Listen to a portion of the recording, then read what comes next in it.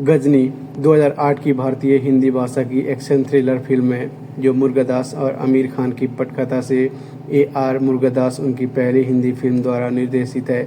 मुरुगदास की 2025 की इसी नाम की तमिल फिल्म की रीमेक। इसमें खान, असीन, जिया खान और प्रदीप रावत हैं। फिल्म में संजय सिंघानिया खान एक हमले का हिंसक बदला लेना चाहते हैं जिसमें उनकी मंगीतर की मौत हो गई और उसकी पूर्वव्यापी भूलने की बीमारी हो गई। नमस्ते, कैसे हैं आप लोग? आशा करता हूँ ठीक ठाक होंगे। आपका स्वागत है मेरे यूट्यूब चैनल मुराद डायरी पर। आज के इस वीडियो में एक ऐसी मूवी को रिव्यू करने वाले हैं जो एक्शन से भरा हुआ है। अगर वीडियो अच्छा लगे तो वीडियो को लाइक करें और चैनल को सब्सक्राइब करें और बेल आइकन को दबाना ना भूलें ताकि अगले वीडियो का अपडेट आप तक पहुंचता रहे। ओरिजिनल फिल्म का कथांक मेमेंटो और हैप्पी गो लवली से प्रेरित था। खान और मुरुगदास ने रीमेक का सहलेखन किया जिसमें खान ने हिंदी सिनेमा के दर्शक के स्वाद के अनुरूप बदलाव सुलझाए। अल्लू अरविंद, मंटू मंटेना और टैगोर मधु ने संयुक्त रूप में निर्माता के रूप में काम किया, जबकि फिल्म को गीता आर्ट्स द्वारा वितरित किया गया था।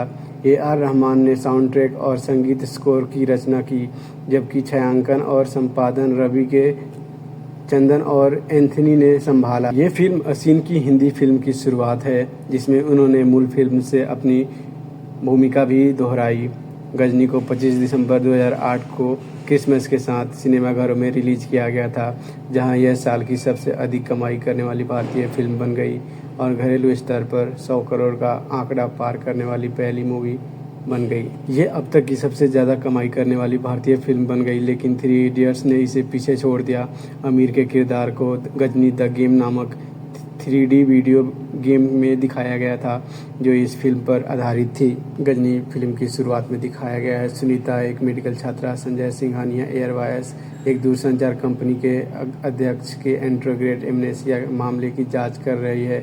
सुनीता अपने प्रोफेसर डॉक्टर दीप कुमार मित्रा की इच्छा के विरुद्ध अपनी जांच करती है क्योंकि संजय आपराधिक जांच के दायरे में है। संजय जो हर 15 मिनट में अपनी याददाश्त खो देता है, अपनी याददाश्त वापस पाने और अपनी मंगेतर कल्पना शेट्टी की हत्या का बदला लेने अपने मिशन को याद करने के लिए अपने शरीर पर तस्वीरों, नोट्स और टैटू की एक प्रणाली का उपयोग करता है जिसे गजनी धर्मदत्ता मुंबई में एक किंगपिन और एक उल्लेखनीय सोशलाइट द्वारा मार दिया जाता है। इस बीच इंस्पेक्टर अर्जुन यादव संजय द्वारा की गई हत्या की जांच करता है।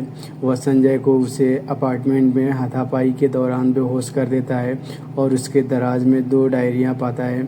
अर्जुन पहली डायरी पढ़ता है और उसे पता चलता है कि संजय एक सफल उद्यमी, एक संघर्षशील मॉडल कल्पना से मिला के अपार्टमेंट में के ऊपर एक विज्ञापन बिलबोर्ड लगाने की योजना बनाने के बाद जब उसके एजेंट इस बारे में कल्पना से संपर्क करते हैं तो उसका बॉस उसे एक रोमांटिक प्रस्ताव के रूप में गलत तरीके से समझाता है और इसे स्वीकार करने के लिए प्रोत्साहित करता है।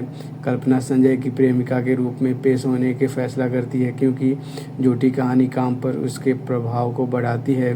स्थानीय टैलेंटबाज से झूठी अफवाह के बारे में जानने के बाद संजय गुस्से में कल्पना से भिड़ने की योजना बनाता है। अपने कार्यस्थल पर ड्राइव करते समय ट्रैफिक में फंसने के दौरान संजय ने एक युवा महिला को विकलांग लड़कियों को एक समूह को एक खाई पार करने में मदद करते हुए देखा। वह अजनबी की दयालु और रचनात्मक से प्रभावित होता है। जब वो आखिरकार विज्ञापन कंपनी में पहुंचता है तो उसे पता चलता है कि कल्पना वास्तव में वह दयालु अजनबी थी जिसे उसने ट्रैफिक में देखा था। उसका खुशमिजाज व्यक्तित्व उसकी वास्तविकता से परोपकारित अनिवार्य रूप से उसका ध्यान आकर्षित करता है। वो सचिन चौहान के रूप में खुद को पेश करता है जो एक नया मॉडल है और कल्पना से अपनी पहचान के बारे में झूठ बोलता है। जैसे जैसे वो इसके साथ समय बिताकर उसे जानता है, संजय उसके प्यार में और भी गहरा होता जाता है और पहली डायरी के ख़त्म में उसके बॉस द्वारा आयोजित नए साल की पूर्व संध्या पार्टी से लौटते समय उसे प्रपोज करता है। कल्पना हैरान होकर इस बारे में सोचने के लिए रात मांगती है।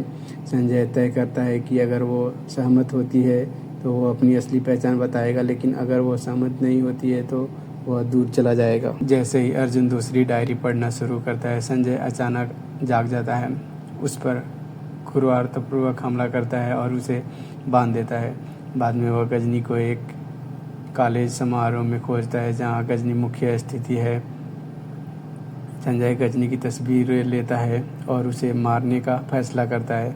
हालांकि संजय गलती से पार्किंग में गजनी को एक गुंडे पर हमला कर देता है और उसे मार देता है। गजनी हैरान हो जाता है और घटना को याद नहीं कर पाता है। वह अपने दुश्मनों को एक एक करके खोजने और मारने का फैसला करता है, लेकिन संजय उनमें से नहीं होता है। इस बीच सुनीता अपार्टमेंट का पता लगाती है, अर्जुन को पीटा हुआ और बांधा हुआ पाती है और संजय की हत्या की साजिश के बारे में जानती है। वो उसकी डायरिया चुरा लेती है और अर्जुन को मुक्त कर देती है। संजय अचानक प्रकट होता है और उनमें से किसी को भी याद नहीं कर सकता है। जैसे ही सुनीता और अर्जुन भागते हैं, अर्जुन एक बस से टकरा जाता है और तुरंत मर जाता है। सुनीता गजनी को बताती है कि संजय उसके पीछे आ रहा था।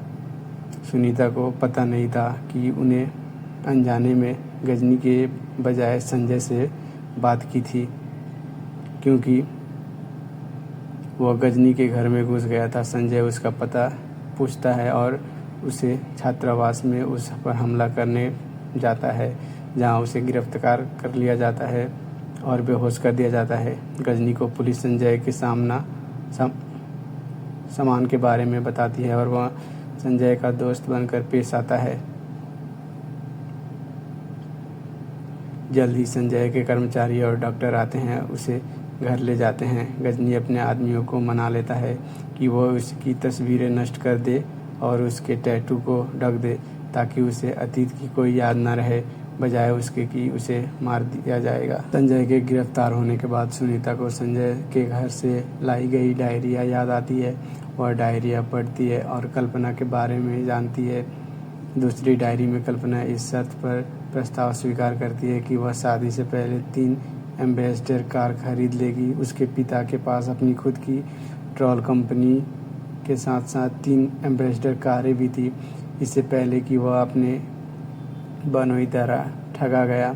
अगले दिन काम पर संजय से उसके सहायक श्राफ ने पूछा कि उसने कल्पना के अपनी असली पहचान बताई है, जिस पर वह जवाब देता है कि वह अपने साधारण आदमी के मुखौट को पसंद करता है और कल्पना को सच बताने में देरी करता है। वह अपने कार्यकारी सहायक को एक नए फ्लैट की चाबियां भी सौंपता है उसे और कल्पना को उपहार के रूप में देने के लिए कहता है। संजय की कंपनी एयरवेज को लाइसेंस दिया गया है, जिसके तहत भारत से यूके तक की कॉल एयरवेज के जरिए की जा सकती है। यह एक ऐसी उपलब्धि है जिसके लिए यूके में 10 दिनों की यात्रा करनी होती है। अपने साधारण आदमी के मुखौट को बनाए रखते हुए वह कल्पना से कहता है कि उसे अपनी बीमार मां को देखने के लिए तुरंत गांव जाना है और इसके इलाज के लिए ज़मीन का एक टुकड़ा बेचना है। उसके जाने से कुछ क्षण पहले कल्पना उसे देर रात तक फ़ोन करती है और उसे अपनी मां के इलाज के लिए 1,35,000 भारतीय रु देती है, क्योंकि वह अपनी विरासत ज़मीन की संपत्ति खोने से बचाने के लिए अपना कार बेच देती है। विचारशीलता और विचारशील परोपकारिता का यह एक शानदार अप्रत्याशित प्रदर्शन संजय को हैरान और शांत कर देता है, जिससे कल्पना के प्रति प्यार बढ़ विश्वास और प्रतिबद्धता और भी मजबूत हो जाती है। सुनीता को पता चलता है कि संजय की डायरी नहीं खत्म होती है। हैरान होकर वह कहानी के बचे हुए हिस्सों को खोजने निकल जाती है। कुछ खोजबीन के बाद सुनीता को अंततः पता चलता है कि कल्पना एक विज्ञापन शूट के लिए गोवा गई थी, जहां वह एक क्रूर गुंडे गजनी द्वारा संचालित सेक्स और अंग तस्करी के गिरोह से लड़कियों के एक समूह को मुक्त कराती है। यह कहानी समाचार बन जाती है और उसे पुलिस द्वारा पूरे देश में तलाश शुरू कर दी जाती है, जो इस गिरोह को ख़त्म करना शुरू कर देता है। लड़कियों के साथ मुंबई वापस ट्रेन की सवारी पर संजय उसे फ़ोन करता है और वह उसे अपने अनुभव के बारे में बताती है, राहत की सांस लेते हुए कि वह ठीक है और स्वीकार करती है कि वह उसकी दयालुता और सच्ची परोपकारिता की प्रशंसा करता है। वह बिना कुछ बताए अपने रहस्य का हल्का फुल्का संकेत देता है कि वापस आने पर सब कुछ साफ करने का वादा करता है। मुंबई में वापस गजनी कल्पना से भिड़ जाता है जब उसे पता चलता है कि 2 लड़कियां लापता हो गई है। फिर वह ग्रीना से दूर चली जाती है। जब गजनी लड़कियों को मारने और उनके शवों को समुद्र में फेंकने की बात कबूल करता है क्योंकि उन्होंने पुलिस के सामने उसका नाम बता दिया था। उस रात बाद में एक कांस्टेबल कल्पना को फ़ोन करता है और उसे सूचित करता है कि गजनी उसे मारने के लिए निकल पड़ा है और उसके गुरु को उसके घर के अंदर छिपे हुए हैं। उसने कल्पना को घर न जाने की सलाह दी लेकिन बहुत देर हो चुकी थी क्योंकि वह पहले से ही घर आ चुकी थी। उसी रात संजय लंदन से आता है, हाथ में फूल, अपनी मंगेतर से मिलने के लिए उत्साहित। वह दरवाजे की घंटी बजाता है और दस्तखत देता है लेकिन घर के अंदर भेजे गए हथियार छिप जाते हैं और संजय के जाने के इंतज़ार करते हैं। जब वह घर खाली पाता है, डरी हुई कल्पना खुद को बचाने में असमर्थ जब वो उसकी देखभाल कर रहा होता है तो गजनी लोहे की छड़ से संजय के सर पर वार करता है और फिर उसी छड़ से कल्पना की हत्या कर देता है तथा उसके सिर पर एक और गोली मारकर उसे बेहोश कर देता है जिससे उसे मस्तिष्क में चोट लग जाती है। इस चौंकाने वाली सच्चाई को जानने के बाद सुनीता संजय को अस्पताल में पाती है और उसे कल्पना की हत्या की याद दिलाते हुए सच्चाई बताती है। वह गुस्से से आग बबूला हो जाता है और उसका दिल टूट जाता है। सुनीता उसे गजनी को उसके स्थानीय इलाके में ट्रैक करने में मदद करती है। संजय अपने आदमियों को मार देता है लेकिन गजनी की तलाश करते समय उसे याददाश्त चली जाती है जो स्थिति का फ़ायदा उठाकर संजय को चाकू मार देता है। वह सुनीता को भी बंदी बना लेता है और कल्पना की हत्या की खौफनाक कहानी सुनाकर उसे चिढ़ाता है। जैसे ही गजनी सुनीता को उसी तरह मारने की तैयारी करके संजय को उस अनुभव को फिर से जानने के लिए मजबूर करने वाला होता है, संजय कल्पना की याददाश्त वापस पा लेता है और गुस्से से भरी ताकत के साथ वापस लौट आता है। फिर वह उसी लोहे की छड़ से उसी तरह गजनी को मार देता है। इस तरह कल्पना की हत्या का बदला लेता है। 6 महीने बाद संजय एयरवाइज के अध्यक्ष के रूप में वापस आता है और कल्पना के नाम पर एक अनाथालय में स्वयंसेवक करता है। सुनीता उसे संजय और कल्पना के पैरों के निशान वाला सीमेंट पैड उपहार में देता है। फिल्म के अंतिम क्षणों में संजय को लगता है कि कल्पना उसके पास है। बात करें मूवी की कास्ट के बारे में तो आमिर खान, संजय सिंघानिया, सचिन चौहान, एक अमीर व्यापारी, एक दूरसंचार कंपनी एयरवाइज का अध्यक्ष जो बाद में गजनी द्वारा की गई एक दुखद घटना के बाद अल्पकालिक स्मृति हानि से पीड़ित हो जाता है। इस प्रकार उसे और उसके साथियों को मारने के लिए पूरी तरह से प्रेरित होता है। कल्पना शेट्टी के रूप में आसीन, एक मॉडल जो खुद को संजय सिंघानिया की प्रेमिका होने का झूठा वादा करके प्रचार प्राप्त करती है लेकिन जल्द ही उसकी प्रेमिका बन जाती है। बाद में गजनी द्वारा मार दिया जाता है। सुनीता कलंतरी के रूप में जिया खान, एक मेडिकल छात्रा जो संजय सिंघानिया और उसकी भूलने की समस्या के मामले का अध्ययन करने की कोशिश करती है, भले ही उसे ऐसा करने से मना किया गया। गजनी धर्माता के रूप में प्रदीप रावत, एक गिरोह का सरगना और कई अवैध और आपराधिक उपकरणों का मास्टरमाइंड जिसे संजय द्वारा निशाना बनाया जाता है।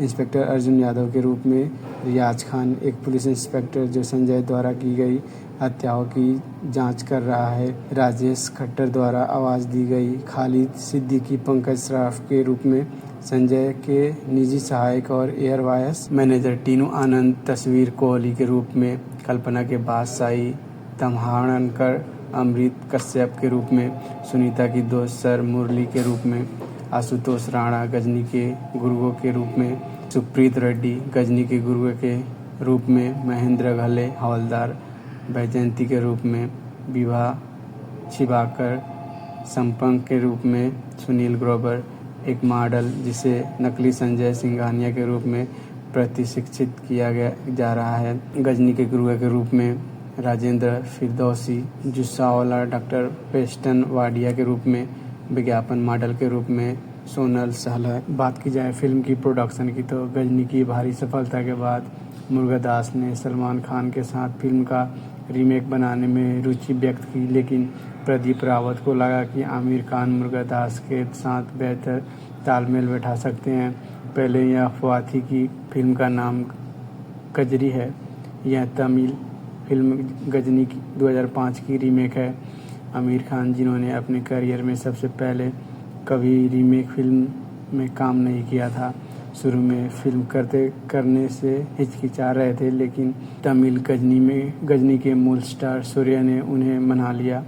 उन्होंने उनसे कहा कि वो केवल वही है जो इस किरदार के साथ न्याय कर सकते हैं। सूर्या खान के प्रशंसक थे और फिल्म के विकास में उसकी कुछ भागीदारी थी। उन्होंने फिल्म के विकास के दौरान खान के साथ बारीक बिंदुओं पर चर्चा की। फिल्म की शूटिंग मई 2007 में चेन्नई में शुरू हुई। क्लाइमैक्स की शूटिंग हैदराबाद के पुराने शहर में की गई। अन्य फिल्मांकन स्थानों में बेंगलोर, दक्षिण अफ्रीका का केप टाउन, नामीबिया में डेडपेन डेजर्ट और मुंबई शामिल थे। आमिर खान ने अपनी भूमिका के लिए जिम में 1 साल तक कड़ी मेहनत की थी। इस फिल्म से यासीन ने बॉलीवुड में डेब्यू किया। फिल्म का निर्माण बजट भारतीय रु 65 करोड़ USD $14.94 मिलियन था। बात करें मूवी की रिलीज की तो गजनी को 25 दिसंबर 2008 को दुनिया भर में अनुमानित 1500 प्रिंटों के साथ रिलीज किया गया था, जिसमें घरेलू बाजार में 1200 प्रिंट, डिजिटल और ऑनलाइन संस्करण शामिल थे, जिससे यह उस समय की सबसे बड़ी बॉलीवुड रिलीज बन गई। घरेलू अधिकार गीता आर्ट्स को रु 350 मिलियन में बेचे गए, जबकि सैटेलाइट विदेशी और घरेलू मीडिया अधिकार कुल रु 400 मिलियन में बेचे गए, जिसमें शाहरुख खान की फिल्म ओम शांति ओम के भारतीय रु 730 मिलियन के रिकॉर्ड को तोड़ दिया। विदेशी वितरक रिलायंस इंटरटेनमेंट ने 22 देशों में 300 प्रिंटों के साथ फिल्म को रिलीज किया था, जिसमें US और कनाडा में 112 प्रिंट्स, UK में 65 प्रिंट्स और UAE में 36 प्रिंट्स शामिल थे। गजनी को Norway, Germany, Denmark, Netherlands, Belgium, दक्षिण अफ्रीका, ऑस्ट्रेलिया, न्यूजीलैंड, हांगकांग और सिंगापुर में भी रिलीज किया गया था। इसके लगभग 650 भुगतान पूर्वावलोकन हुए, जिसने इसे लगभग 70 मिलियन रुपए की कमाई हुई। बात करें बॉक्स ऑफिस की तो गजनी को 25 दिसंबर 2008 को क्रिसमस के दिन दुनिया भर में रिलीज हुई। इस फिल्म दोहरे अंकों में खुलने वाली पहली बॉलीवुड फिल्म बन गई, जिसने अपने पहले दिन रु 102 मिलियन USD 1.27 मिलियन का कलेक्शन किया, जिसके बाद रु 118 मिलियन USD 1.47 मिलियन, भारतीय रु 102.5 मिलियन USD 1.28 मिलियन और भारतीय रु 87.5 मिलियन और USD 1.09 मिलियन कमाए, जिससे इसका 4 दिवसीय ओपनिंग वीकेंड कलेक्शन रु 410 मिलियन USD 5.13 मिलियन हो गया। फिल्म ने अपने चौथे हफ्ते में घरेलू स्तर पर भारतीय रु 1 बिलियन USD 12.5 मिलियन का आंकड़ा पार कर लिया। इस तरह यह घरेलू स्तर पर भारतीय रु 100 करोड़ का कारोबार करने वाली पहली बॉलीवुड फिल्म बन गई। यह 100 करोड़ क्लब में शामिल होने वाली पहली बॉलीवुड फिल्म थी। गजनी फिल्म उस समय की सबसे ज़्यादा कमाई करने वाली भारतीय फिल्म बन गई थी और इसे ऑल टाइम ब्लॉकबस्टर घोषित किया गया था। 1 साल बाद आमिर खान की एक और फिल्म 3 इडियट्स 2009 ने इसका भी रिकॉर्ड तोड़ दिया था। फिल्म में 6 गाने हैं, 2 रीमिक्स के साथ, जिसको कंपोज किया है AR रहमान और जिसका लिरिक लिखा है प्रसून जोशी ने। 2 रीमिक्स मिलाकर कुल 8 गाने कुछ इस प्रकार के हैं। पहला ए बच्चू, जिसको गाया है सुजाने डिमेलो ने, जिसका लेंथ है 3 मिनट 48 सेकेंड। दूसरा बहका, जिसको गाया है कार्तिक ने, जिसका लेंथ है 5 मिनट 13 सेकेंड। तीसरा गाना है गुजारिश, जिसको गाया है जावेद अली और सोनू निगम ने, जिसका लेंथ है 5 मिनट 29 सेकेंड।